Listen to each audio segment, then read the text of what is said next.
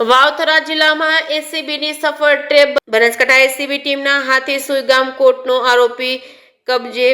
Suigam principal civil કોર્ટના assistant લાંચ લેતા હાથે ઝડપાયો હતો। આરોપી પાસેથી કોર્ટના આસિસ્ટન્ટને દાવાના કામે સ્થળ પર પંચનામું કરવા ફી ઉપરાંત વધારે માંગણી કરતી લાંચની રકમ બાબતથી એસીબીના હાથે ફરિયાદી પાસેથી લાંચની રકમ સ્વીકારતા ઝડપાયો હતો। આરોપી ફરિયાદીએ એસીબીનો સંપર્ક કરી ફરિયાદ આપતા છટકું ગોઠવી લાંચ લેતા એસીબીની ટીમે ઝડપી લીધો હતો। બાબર ખાતે વાવ સર્કલ પાસે ફરિયાદીને બોલાવી સ્વીકારી હતી આરોપીને લાંચની રકમ।